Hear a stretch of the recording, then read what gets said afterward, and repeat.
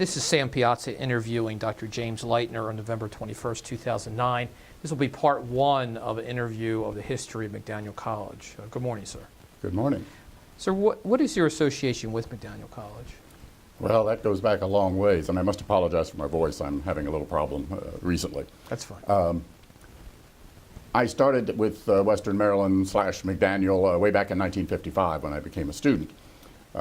Finished my degree there and went back to Frederick County to teach for a little while, and then came back to the college as a professor in the mathematics department in 1962. Did that for 36 years, retired in 1998, and then became the college historian, and for the next 8 years basically wrote the college history, feelers and bold. And that's what we're sort of focusing on today, I guess. Yes, that's why we're here today. And what motivated you to go ahead and write a history of McDaniel College? Well, I'd always been interested in the history of the place. The names interested me. Why did we call buildings certain things and so forth. I guess I'm somewhat of a frustrated historian. One of my fields is the history of mathematics, so I was interested in that as well. I didn't become a history major, however, obviously. I became a mathematics and English major. Maybe that was what precipitated me to write a book. And how did it start? Did you approach the college and say, I want to write a book about McDaniel? Well, I had talked to several of the presidents back over the years, and each one, both Ralph John and then later Bob Chambers, really encouraged me. They said, oh yes, we really need it. The last history we had stopped in 1947, written by a good friend of mine, but we really needed to update and go beyond what he did in a lot of different respects. I don't mean just chronologically, I mean also deeper. And so they really encouraged me to do this, and that's what I did. How long did it take you to write it from the time you decided you were going to write it until the time of publication? Once I retired, I would actually go and mess around in the archives a little bit. In about 2 years I did that, and finally in 2000 I said to myself, if I'm going to write this book, I better get started. And so I started in 2000, and I finally, we finally finished it up, ready for publication in 2007, so actually 8 years from beginning to end. What challenges did you have in writing and researching and eventually publishing the book? Oh, I would say none in the worst sense. Finding things from time to time was interesting. I would dig finding out things. That's part of being an historian. You wonder about things and wonder why that happened, or what's the date on that, and so then you'd go digging and figure out where it was, and sometimes you'd have 3 or 4 different sources before you'd finally get there. But it was a little bit like being a detective, and that's the interesting part of the whole job. As part of that detective work, did you consult with other professors of history or other people involved with the college? If something didn't add up to you, or you didn't understand a certain aspect of something you found? Oh, sure. There weren't a lot of people around the immediate community who could give me much help, but when I needed a certain thing, I thrashed around till I found it. I remember one day calling the Maryland Archives to get something, and lo and behold, one of my former students was there. She says, oh, how are you today? Didn't know she was there. Another time I called Dickinson because I wanted to get some information from their archives, and they were very helpful. So yes, from time to time I had to go outside. Pretty much I just used our archives, which are pretty complete. Are they electronic, or are they all still paper bound? It's almost entirely paper bound. We have some things gradually getting on the computer, but for my purposes, I would say almost everything was paper. Let's move to you published Fearless and Bold, and let's talk from the beginning. When did the idea of creating McDaniel College, which was then Western Maryland, right, occur? Well, I think you have to go back to 1866, and a man named Fayette Rufus Buell, who had a school here from about 1860 on, even during the Civil War. And as one of the earlier historians says, he got the harebrained idea that we should have a college. He didn't ever go to college. He didn't know what a college was, but he decided that his school ought to become a college. And so in 1866, he rounded up some people here in town and got them to agree that, yes, that would be a good idea. He wanted them to support it financially, but none of them was willing to do that. At about the same time, a man moved into town, a Methodist Protestant minister named James Thomas Ward, who actually moved in across the street from his school. And his school, by the way, was out on Pennsylvania Avenue. The building is still there. It's the old stone house we have been using as a golf club house for many years. It's not now, but it was. Ward lived across the street, and the two of them put their heads together to talk about forming a college. Buell was very optimistic about it. Ward was much more realistic about it. He knew what it was going to take, even though he was not a college man either. He knew it was going to take a lot of money and a lot of support. And so he constantly kept saying to Buell, make haste slowly, I think is the quote he used in his diaries. Which, by the way, were an amazing source for information. We have his entire diaries for the entire period there. In fact, actually all the way up to his death. So I could read those and really read a day-by-day kind of activity, but particularly his comments and his conversations with Buell. They worked together for about a year. It gets a little complicated because Buell kept pushing forward and gradually gets the college formed, buys land, goes into debt. Finally, the college opens, I think it was on September the 4th, 1867, with liens on the building, which isn't yet finished.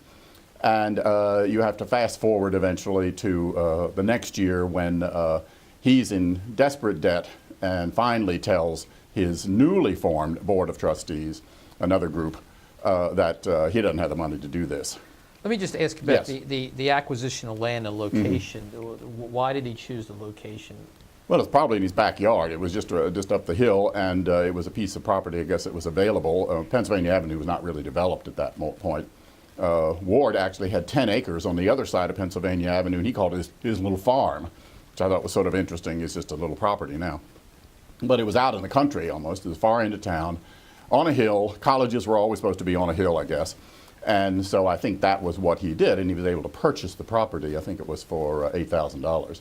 And how did he convince no, people? $4,000, of which only $1,000 was paid down, so he was already in debt. How was he able to convince people to lend him that money to buy the land? That became the problem. He, strange as it may seem, because of Ward's connection with some gentlemen in the community, through his religious thing, he had actually converted them to Methodist Protestantism. Two men, John Smith of Wakefield and Isaac Bale, together loaned Buell the money to buy that property and then to build the building. Loaned him $10,000. And that was sort of amazing even to Ward, because he didn't think that they would do this. And again, Ward was pretty skeptical about actually building a college at that time. But they did. They got ahead on it and moved ahead. Why was Ward skeptical? Well, I just think he was much more the realist. He knew how much it was going to take and the effort, or at least he speculated on this. And he was the one who kept sort of putting the reins on Buell to don't push too far. Well, Buell did push too far, unfortunately. I think the thing that also both put them together and also split them in a sense was Buell's interest in trying to tie the Methodist Protestant Church into the operation. They were all Methodist Protestants, so he was thinking, well, if we get the church involved, then they will support the college. And this was not at all unusual in those days. Many churches were founding colleges in one place or another right after the Civil War. He was unsuccessful in this, however. He would go to the Maryland Annual Conference and he wasn't able to get through to them, or well, they would say, oh yes, we think it's a good idea. In fact, at one point they even promised Buell that they would give him money, and then he left the room and then they reneged. And Ward, who was part of that conference, said, I'm ashamed of the conference for not being honest with him. So it was a tough time, and they went out and actually begged and they begged and borrowed. They didn't steal, but they begged money from everybody they could possibly get, and for the next 20 years they were begging for money to keep that place afloat. The 1866 conference actually said we support you morally, support. Right. They didn't give any money. No, even though they promised him at one point, and then, as I say, didn't give the money, and rarely ever did. That was the hard part about the whole thing. They wanted to claim the college. I've talked to some of my Methodist friends who understand this problem. They wanted to claim the college as their own, even in quotation marks, but they weren't willing to give any support. And I would say for almost 50 years there was really hardly any support from the Methodist Church. So except from Methodists, individual Methodists like John Smith were quite supportive of the place, but not as a church. Did Buell and Ward have a mission statement either in their mind or in writing about how this college was going to proceed after it was built? Well, I think that they both agreed, and this was somewhat unusual for the time, that they were going to provide education for both men and women. And that's, as I say, was somewhat unusual. How they affected that is another story, but we'll talk about that perhaps in a minute. But they were going to do it for both men and women. It was couched in the Methodist Protestant terms, although that really never entered into the curriculum particularly. And that may have been written strictly to get the church support, which didn't work. But beyond that, I think they were anticipating providing some sort of advanced education here in Westminster because there wasn't any. Did they also at that time want to build basically two schools in one, both the preparatory school and a college at that time? That evolved. I wouldn't say that that was directly, we're going to have this and then we're going to have this. For all intents and purposes, when you read the documents of the college, they refer to it as the college. It just happened to be about 40% preparatory school, which was actually just Buell's school picked up and moved over a couple of hundred yards into the college building. He was really running a high school and a college, and that went on for 60 years, I suppose. To the beginning of the 20th century. Well, we phased it out finally in the 1920s. Okay. But that was there and always was a viable, almost cash cow to keep the college going. And it met a need here in the community to have that prep school tied into the college. It provided a high school. When the high schools were just beginning to get formed, the public school system was formed exactly the same time as the college, 1867. And so there was still a need for some form of education like that. It also provided a feeder for students into the college because we weren't getting enough students otherwise. 1867 comes around, they build this building. Is that building still in existence? No, that building came down in 1959. How large of a building, what was the capacity of that building for students? I think it could house up to 200 students at one point, within a couple of additions. We call it Old Main, and when I was a student, most of it was still standing. But at one point, it had 6 different buildings in it. The original Old Main building with a cupola, which long since was gone by the time I got there. But then wings on either side, and then wings down the end, and a wing on the back. It was like a big E. And the best way you could get, other than looking at pictures, to get a feeling a little bit of what the old college looked like would be to actually go out to New Windsor and see the New Windsor Center. The old Blue Ridge College still sits up there on the hill, and it's very similar to what our Old Main building looked like. But for a lot of reasons, it was deemed not wise to keep working on and maintaining those old buildings. And so with a whole new campus plan in the 50s, eventually all those buildings came down. So even for historical reasons, they didn't want to save the building? Well, they did, but they couldn't afford to do it. It was even more complicated to fix those buildings up than it was to raise them and build other buildings. So they opened their doors in 1867. Yeah. Where did the students come from? Mostly from Carroll County, I would say. In fact, I think the figures really into the 1880s, 80% of the student body was somewhere from the Carroll County area in Westminster. So we had lots of day students as well as boarding students. But as I say, certainly by the turn of the century into the 20th century, they were housing as many as 200 students up in that big complex. So that original building also was a dorm? Oh yes, it was everything. The original building, the Old Main building, was 5 stories tall and had everything in it. It had classrooms, it had offices, it had apartments for the faculty, because everybody lived on campus. The faculty were generally unmarried and very poorly paid, so they had room and board and a pittance for salary. They all lived there in what they called apartments. My suspicion is it was probably 2 rooms at best. And then the students bunked in large dormitory rooms in the early days. Like a military? Almost, like 10 or 15 to a room, I've read, although I can't document that exactly because we don't have all those kinds of records. But a 5-story building back then must have been the largest building in town. Well, I would think. Yeah, I would think. And it stood up there on the top of the hill, very much almost like a big sore thumb sticking up there on top of a hill and with the trees nowhere near as big as they are today.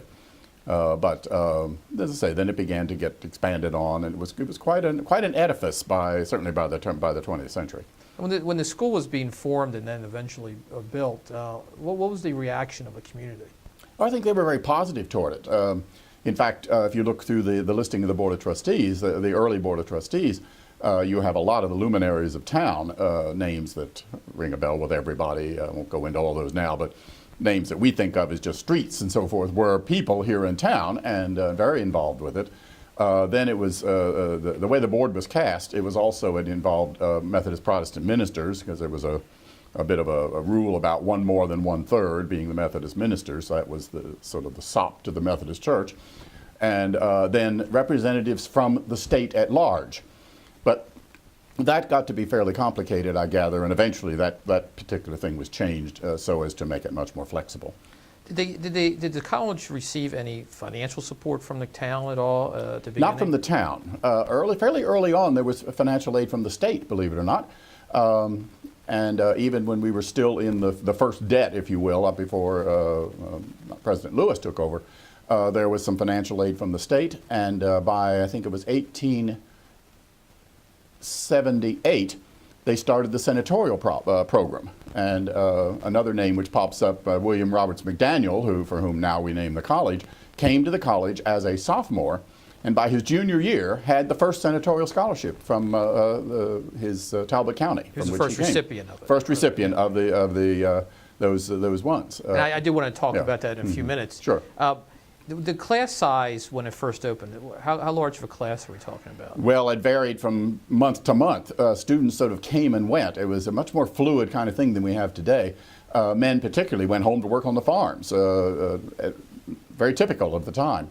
So I think they opened with something like 50 students and ended the year with 70-some students. And it fluctuated within those periods. So this is not what we think of today as a 4-year degree program. Oh, it was. Oh, yes, it was a 4-year degree program for men.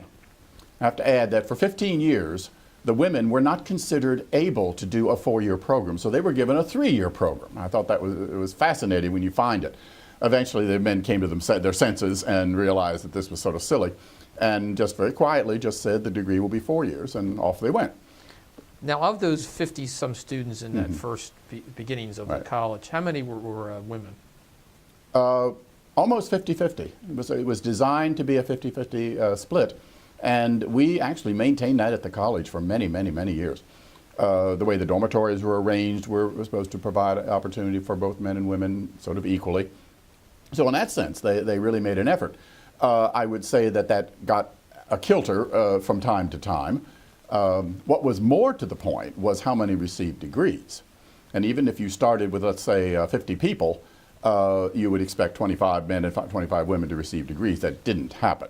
It didn't happen. Only about 30% of the classes in those early days actually went on to finish the degree.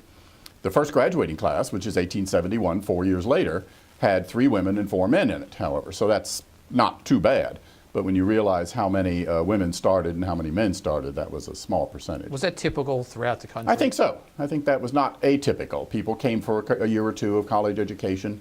After all, it was much better than whatever anybody else had, and it didn't necessarily mean that meant that they had to have degrees. Let's talk about the co-educational part of this, because it's not what we think of co-educational today. No. It was the Victorian approach to co-education. Yeah, well, it was, and you made some comment about 2 colleges, and I think that's exactly right. I often say there was a male college and a female college which existed in the same building on the same campus, and never the twain shall meet. And the faculty spent most of its time keeping the kids apart. And the kids spent most of their time trying to get together. And it's a fascinating series of stories of that whole process. They didn't have classes together. That didn't really occur, believe it or not, until about 1924, when they first had coeducational classes. Before that, they had separate classes, and the faculty would teach a class of maybe 3, 4, 5 women, and then the next hour they'd teach 3 or 4 men. Were they all male teachers, though? Oh, no. No, there were male and female teachers. Mostly men teaching the major subjects, and the women teaching piano and art and music and that kind of thing. But there were women hired in certainly for speech and oratory and so forth. A very famous one, Nanny Lease, came on and taught there for 40-some years around the turn of the century. Well, I want to get more into the co-educational part, because it's a physical separation. Somehow. Absolutely. How did they physically separate them in one building? By walls. And doors and monitors. And lots of monitors. The faculty basically were a monitoring system. To say the faculty, you read the faculty minutes, and they have nothing to do with curriculum or dealing with that. They were all dealing with assigning penalties to students for misbehavior, or saying, yes, you may go home this weekend. Students couldn't just leave the campus willy-nilly. First of all, their parents had to write the faculty and say, I'd like to have Susie come home for the weekend, and then the faculty would have to meet and say, all right, it's okay for Susie to go home. And if they didn't have that, they couldn't go. So they were doing a lot of that. They met every week, and all of it had to do with discipline and control. It was the demerit system was set. And then they created a demerit system very quickly to deal with the rules. And most of although all the rules were not about women and men being together and No, there were one or two of those. But a great many of the demerits had to do with that. Well, no, to a certain degree, I suppose. They had demerits for everything. If you were late to class, you got demerits. If you were this, you were that, and so forth. If you left the campus without permission, you got demerits. If you were seen in the company of a member of the opposite sex, oh yes, then you got 20 demerits and so forth. You couldn't even walk down the hallway with a male student and a female student. Oh, could not no. walk down the hallway together. Oh my heavens, no. Well, you wouldn't even have been in the same hallway. That would have been a difficult thing. You would move en masse. Men's classes, and that was the way it was because the curriculum was all designed by the entire class. The juniors took this class at a certain time, so all the junior men went from place to place. Same way with the junior women, and they were set up so that they would never cross paths. They couldn't even. The president could deal with a male one time. He'd send him out one door, and then the woman would come in the other, and they would never connect. They had it all worked out with porches and all sorts of things. We're long gone by the time I got there, but well, they wouldn't even connect in their free time. They would be given demerits for connecting in their free time, even outside the school property. If they would sneak out in some way or another, and some woman would be hollering out to a man who was wandering around down below, oh, that would be demerited if anybody saw it, and usually it was seen. No, it was a very controlled situation for 50 years, basically. But even when they took trips outside the school, there always be faculty members They had to be chaperoned, indeed. And early on, they were expected to go to church on Sunday morning. They didn't care where they went, but they had to march down to church with a chaperone. The women wanted to run after the other, and they even had a rule that came in, I don't know, like 1880 or something like that, that the men. Starting off with their little group of church, had to start 3 minutes after the women, so they wouldn't be close enough to have any kind of conversation. I mean, it got ridiculous in our 21st century mind, but that was the way they did it. Now, was that generally accepted during that time period by both the men and the women? Apparently, except for a few instances where the men or the women found ways to get together, and some even ran off together and got married. Of course, that was totally illegal. And they were immediately fired from the college. You had all those kinds of situations. Because even the faculty couldn't, the women and male faculty couldn't be seen together, correct? Or it could. Well, they even made their own rule that the men and women faculty, early on particularly, were not supposed to have any more relationship with one another than the students, to be good examples. That was one of the things. And there's a very early story of a young man who was actually both a student in the college and teaching in the preparatory part of the thing, Daniel Herring, and he was apparently seen perhaps holding hands with some member of the female faculty, and so they had to go through all sorts of machinations and apologies and so forth because they were both leaving the campus to go off to other things, and they got good letters of recommendation from J.T. Ward, but it was after much bowing and scraping, shall we say, to say, oh no, it didn't mean anything. The young man went on to be the dean of the Graduate School of New York University, but that's another story. So he found his way. He found his way, that's right. He actually came back and taught mathematics a few years later, and then went back and got into science education, and eventually was a physicist and went off to New York University eventually. But it's sort of a funny story about even the faculty had to be very circumspect. Describe to me the original curriculum of the college. Well, this was all very highly prescribed, and I won't go into all the details because it was a lot of stuff. They gave, I would say, and this would have been true for about the first 25 years or so, designed by for each class, each of the 4 classes. The women had a slightly, as I say, modified version of this for 3 years. But it included an introduction to, I would say, all the major areas of learning, English, history, geography, and lots of emphasis on language. And So just to give you an example, a freshman arriving at the campus, on the campus, would be exposed to, well, what they called belles lettres, which included everything that didn't fall into some other thing, bell letters as it will be. That was English and history and geography and some other things. And then they had science of some form or another. They had mathematics, which I must say was hardly more than what we would call junior high mathematics now, but arithmetic and algebra. And then they had languages. And initially, every student was examined in to get into the college and then had to study English grammar, French grammar, German grammar, Latin grammar, and Greek grammar. They had to be so-called fluent in all those languages.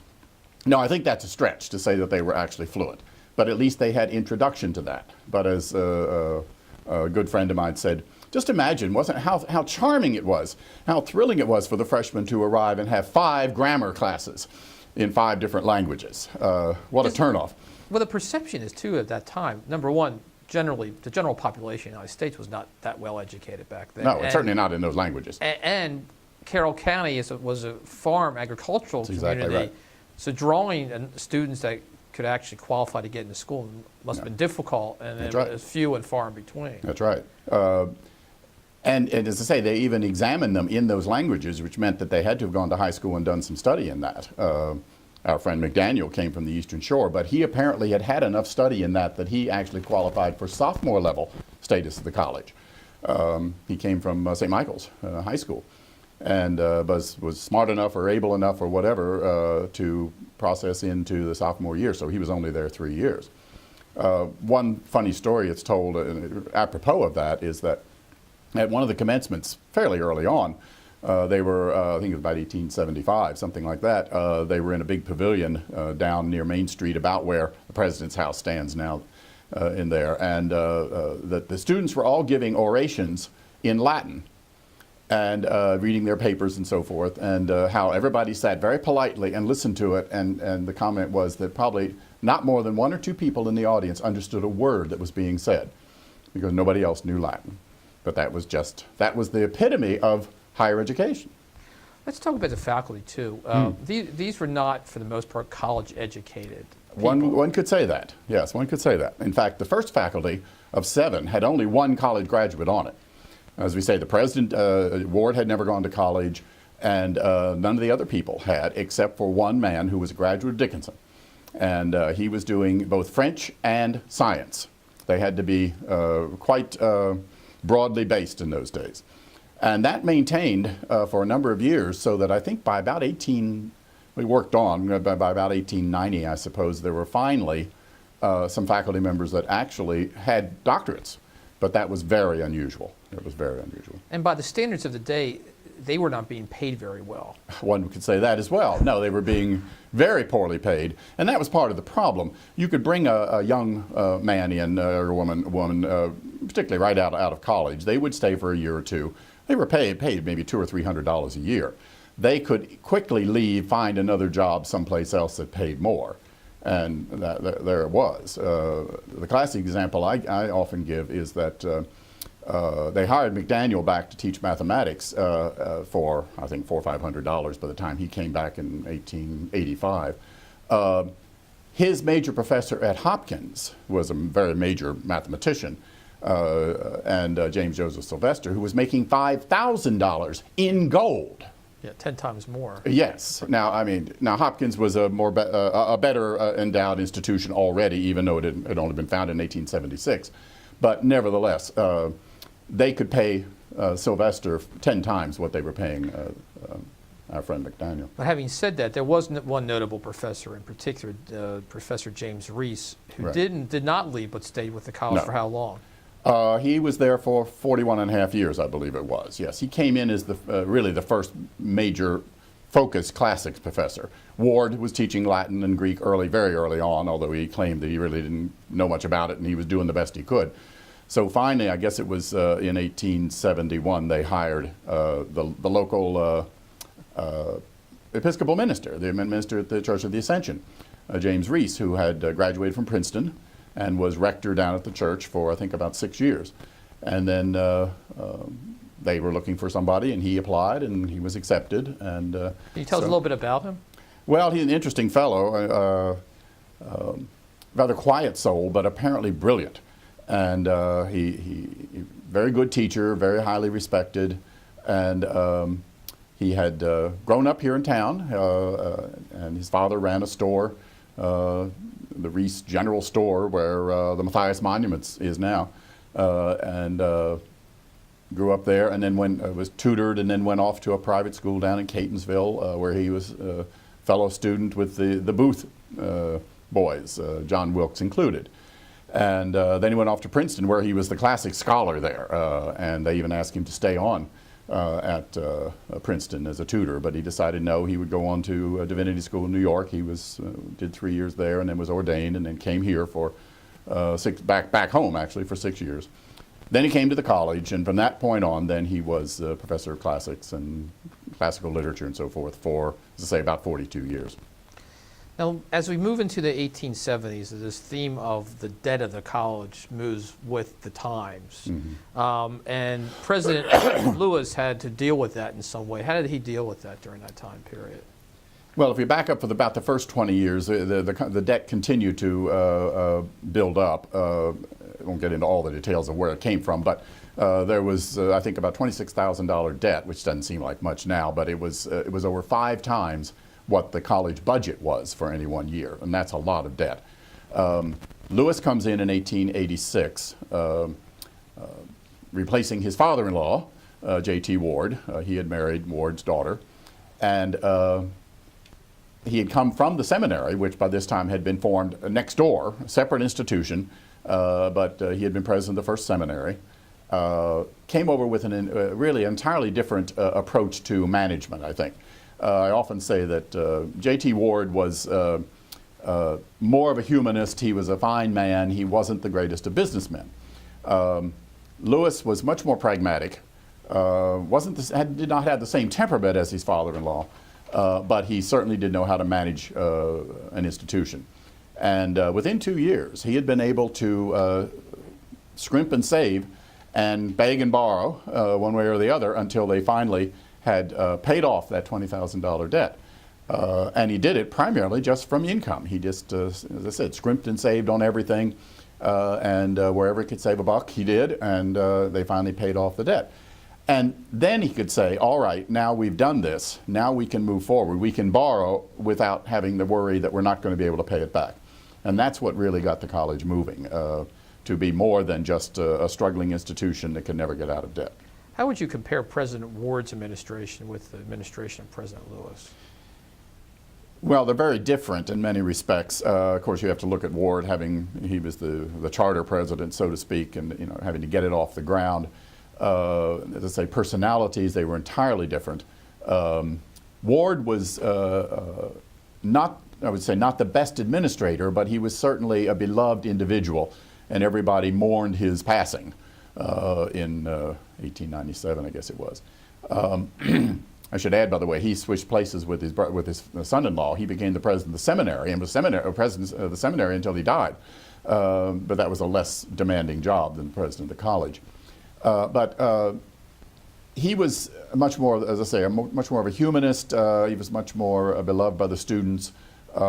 He tried his best and was usually pretty forgiving when the kids stepped out of line. Lewis was a bit of more of a martinet.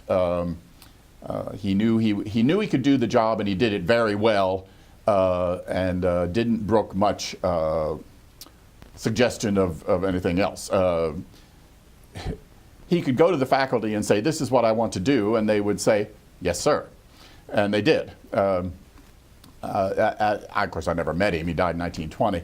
But my impression was that he was the right man at the right time for the job, just as Ward was probably the right man at the right time. I was going to ask you that if you would have switched them in their administration. Well, I'm not sure that it might have. I mean, who knows whether Lewis would have been able to pull it off more quickly than Ward. It's all what ifs.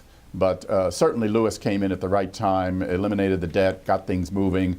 But he was also the right time in the history of the world and the history of this country, that we were beginning to roll into the Industrial Revolution and all those kinds of things. The college was growing and expanding, and except for a couple of years when we had a depression in the middle of that period too, just like we're having now.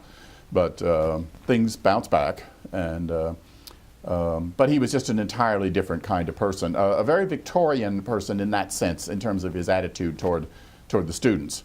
And not much changed in the regard to the students dealing with one another or student life that we discussed earlier until after his retirement in 1920. Let's talk, obviously the challenges of building an institution versus growing institution are two separate challenges. Right, exactly.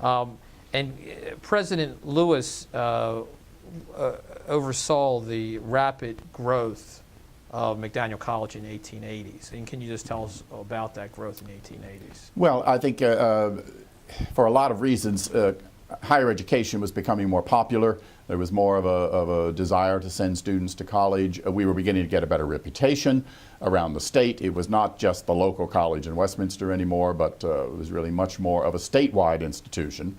I wouldn't claim it to be even regional at that time, but certainly it was more well known. The church still claimed it to be its college, and a number of Methodists did come to the college, and from a number of different places. Actually, even North Carolina, there was a pocket of Methodist Protestantism in North Carolina, and so students would come up from there. And the Eastern Shore, the same thing. But for the most part, it was a school well known in the state of Maryland, and supported by the state from time to time. And so students were beginning to come, and so they needed to expand, and so and Lewis had the support of his board almost entirely for his 34-year presidency. So if he went and said, we need more room so we can bring in more students, or to accommodate the students who are clamoring at our gates, they would build another building. And so during that year, they built several new buildings, dormitories primarily, but also some other expansions to provide for dining facilities and classroom facilities and that kind of thing. They built an ice house? Well, the ice house came in fairly early to preserve provisions for food, and it actually disappeared by the time electricity came on campus in 1895. And that produced a whole different situation. They built the Yingling Gymnasium. Well, the Yingling Gymnasium came in that provided for physical activity. McDaniel had started that, and when he came back to the campus in 1885, and so soon thereafter, a woman by the name of Yingling, Anna Yingling, gave, I think it was $5,000 to build a new gymnasium. And just as an aside, Anna Yingling is the aunt of Robert J. Gill of our Robert Joshua Gill Physical Education Learning Centers and all of that. And Bob Gill was a trustee and a very strong supporter of the college for his 94 years. But his aunt was the first contributor to the college. I just think it's an interesting parallel. Right. And when Professor McDaniel came back, he had a mission to create a sports exercise program at the school. I think he just felt that exercise and physical exercise in general was a good thing. And so he started in with his club swinging and developed a whole series of activities dealing with Indian club swinging. And you have a picture in your book of this. Oh, yes. Well, he directed this, and they have things. We have in our archives even the records he used to use to have them learning how to do the club swinging and so forth.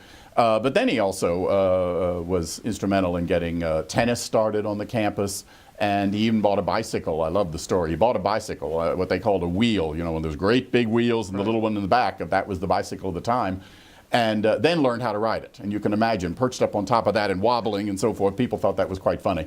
But he eventually learned how to ride it and then started a bicycle club. And they bicycled right over the community. There are all sorts of stories of this bicycle club going and coming, not just with the campus, but in town as well. In the 1880s and 1890s, they started a football. They had a football Well, that's team, right. Then we started, baseball first. Baseball first. That became the first intercollegiate activity in the 1880s. We played... let's see, it was Pennsylvania College, which later became Gettysburg College. Just a little aside, lots of colleges changed their names, so we were not the first or the last. Gettysburg College came over and beat us. But then there was great push to have football, because football had been established in a number of colleges around the country, and so the students pushed to have football. Trustees weren't very thrilled about it, but they finally did get started, and I think, I've forgotten the date on that. I have it someplace, The baseball started in 1888? Yeah, and football, 1891, the first game. And so we we moved in through there, and then slowly other sports would come into play. What was the opposition from the trustees? Primarily financial, but also I think they felt that it might be dangerous for the students. There was considerable concern about that. In fact, they went on record at one point that we really shouldn't be playing football, but the faculty overruled them, which I thought was rather interesting, that they overruled the trustees, and the trustees didn't get upset about it. Which would not have happened probably 20 years earlier. Well, it's quite possible, but whether that dynamic I always thought was interesting, that the trustees basically were supposed to be running the college, but in a sense the faculty and administration really did. And maybe it was because Lewis didn't say, no, we'll do it. Maybe he secretly wanted to have football too. I don't know, but we did because... Was that the beginning of the power structure in colleges shifting from the administration to the faculty? Well, not at Western Maryland. It would take a long while for that particularly to change.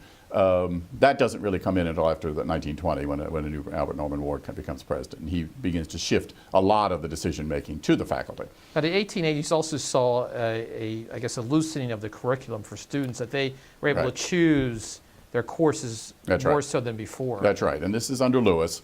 They began to follow a three-pronged approach. There was a scientific course and an historical course and then a classical course. And these, again, were outlined fairly carefully as to what you would take each year. It was not an elective system at all in that sense. The only elective you had was when you did that, I think at the beginning of the junior year, then you could elect within that program, and then you took that program. The elective system that we're so used to now doesn't really come in until the 20s. It started at Harvard, and we picked up on it almost in the 30s. But at least this was a move away from that lockstep curriculum. Everybody took the same thing at the same time kind of thing. Then we move into the 1890s, and the growth continues. There were 9 new buildings built in the 1890s, including really you had a library before, the Herring Library. It was a library in the old main building. That's an interesting point. In the very beginning of the college, there was no library because it didn't feel they needed one. Because the way things were taught and the way students learned was to memorize textbooks and recite the textbooks. You would go for recitations. We even have a recitation hall still on campus, even built in 1914. It's called Lewis Recitation Hall. So you went and you sort of regurgitated what you had read and memorized. The idea of digging out new things and learning new things, research was not involved in the beginnings of the college. But certainly by the 1890s, we had a library in what was then Herring Hall, in addition to the old main complex. And I think there were many 4,000 volumes in it by that time. But they asked people to contribute books, and they can just Jeffersonian way Ward donated at his death 4,000 volumes. And probably created the library. Well, it had begun to grow, but then at his death in 1897, I think, he contributed his wonderful library, which he had been loaning to the students as they needed it.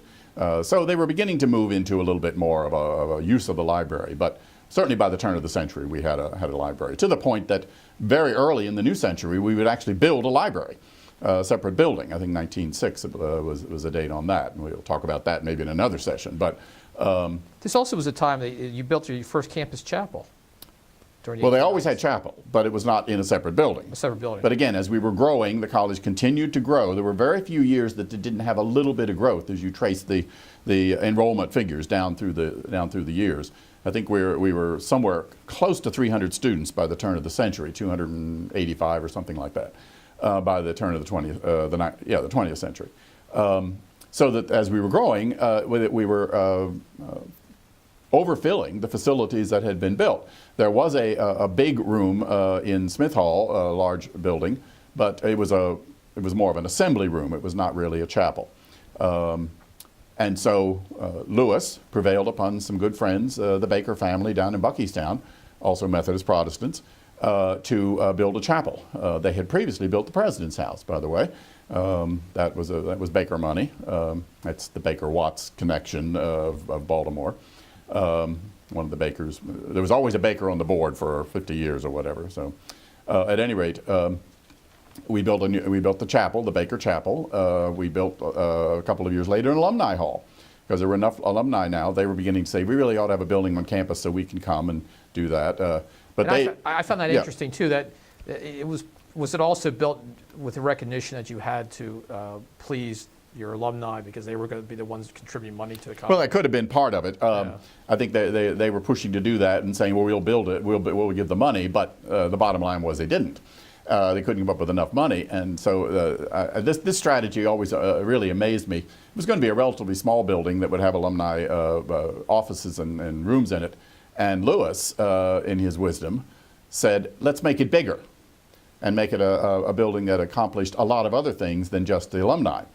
And so ultimately, I guess it was 1898, we opened Alumni Hall. It took a long while to build. It took about 5 years to build. As they collected the money, they would build it. But they then had this large auditorium, which many folks in Carroll County have been in, of course, because it was a civic auditorium until the new high school was built in 1970 or thereabouts. Everybody used it, and that was fine. But it also had rooms for the literary societies, which were another part of a piece of the curriculum. Was an outlet for the students through the literary societies, and they existed until the mid-1920s. So there were rooms down there for that, and there was an alumni room and so forth. And that building was a major addition to the campus. Now, is that building then and now owned by Alumni Association or by the college Oh, itself? no, it's always been owned by the college. It's always been, okay. No, Alumni Association never owned anything. They did support it, and they came up with, I think, $4,000 or $5,000. But the building, I think, cost about $20,000 to build, and so they had to collect money from other sources. And they did. Lewis was very good at getting money from one source or another, and they were able to get that and pay it off soon after the turn of the century. And one of the reasons Lewis was able to manage the debt. He managed the debt. He knew how to do that, and by now we had more alumni to contribute, and he had a lot of connections. Again, the church played a small part in this, but not a huge part by any stretch of the imagination. And the church certainly didn't build the chapel. That was strictly built by Baker as a thank offering for the fact that his son, who almost died, didn't. And so he gave, I think it was $5,000. It's amazing how you could build buildings for $5,000 for $5,000 or $6,000 or whatever, and now it's $5 million or $10 million. No, exactly. It's it's an exponential growth over the years, and one thing about buildings that always fascinated me as I got into this study was how quickly you could build a building. The one that I think is fascinating, and I often talk about it, was that there was a freestanding dormitory called Ward Hall, in addition to I guess it was Old Main, Herring, and Smith, just that much of it at the time. And this freestanding dormitory had been built fairly quickly.